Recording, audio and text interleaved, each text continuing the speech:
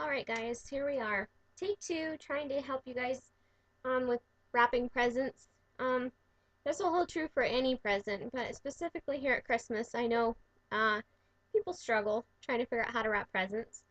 Um, I'm, for instructive purposes, going to show you how to wrap a box. This is just an ornament box I have. Um, it would be the same as wrapping like a Barbie t-shirt box, book, whatever. The first thing that I try to do when I get a box is I fit it to the paper. Now, to measure it against paper, there's two ways that you measure it against paper. The long ways, which is if you were to eat it like a hot dog, which is from the long end on a roll. So I lay it against the edge, bottom edge of the paper, and I flip it end over end to see if it would fit that way.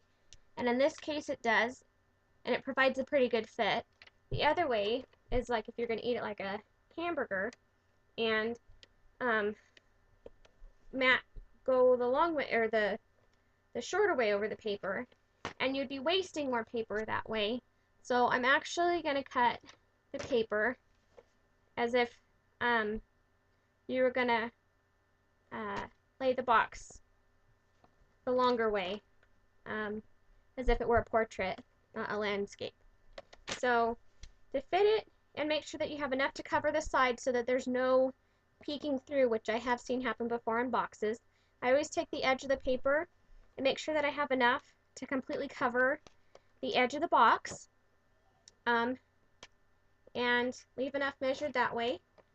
And then I'll roll out the edge of the paper and then make sure that I roll the box over onto its side, and then I'll drag it down to the edge and mark it, usually tearing the side of the paper with my fingernails so that I've made a crease where I want to cut the paper so that I can have it fit the box perfectly.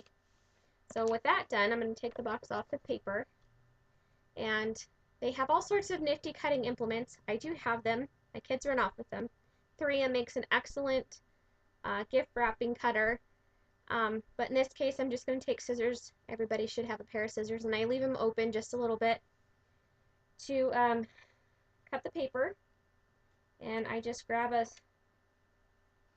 starting spot, and I'll slide it up the paper and try and keep it as straight as possible. This is not my favorite wrapping paper. My favorite wrapping paper comes from Hobby Lobby.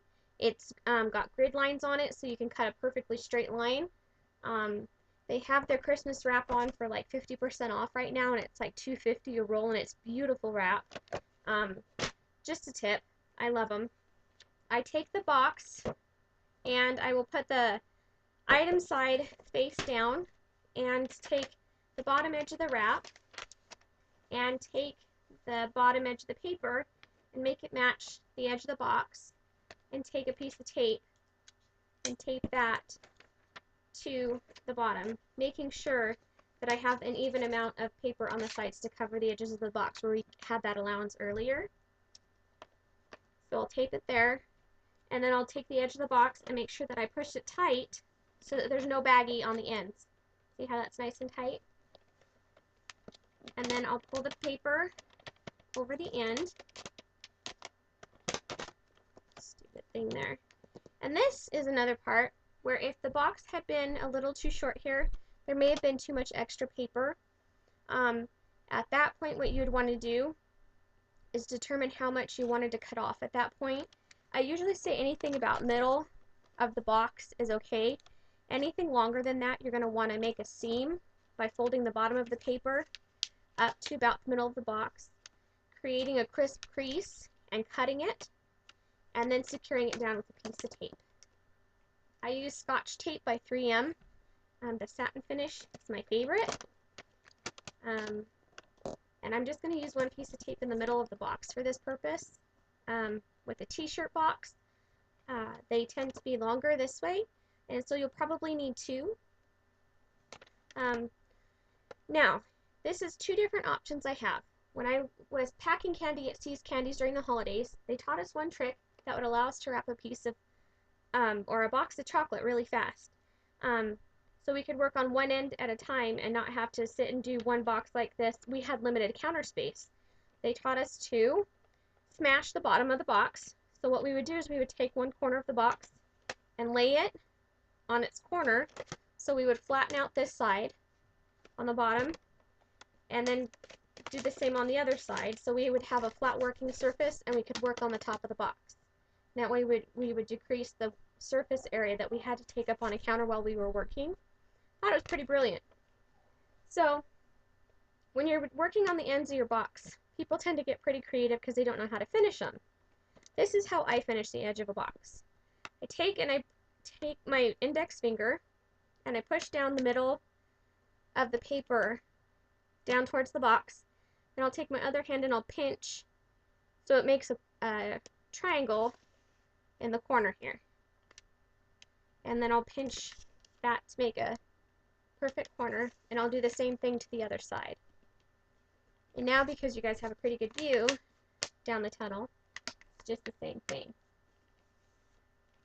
Triangles, pinch it up. Now, on purpose, I left a little bit of overhang here that this just does not fit right and it looks kind of ugly. It's off. So, and cut it off. And throw it away. And now it fits perfectly in here. And you can fold this over and create your seam. And you can either tape it here, twice, or if you're a Martha Stewart wrapper and you want to have a pretty finished edge, you can fold it over here and tape it twice. It's all based on personal preference, how you like it to look. If you like it easy peasy, just leave it folded over. No big deal. But just a couple different variations. So there's one side finished. Go ahead and flip it over. And see how we flattened the side, but we didn't make it so that you had damaged the wrapping paper. We're going to go ahead and do the same thing to the other side.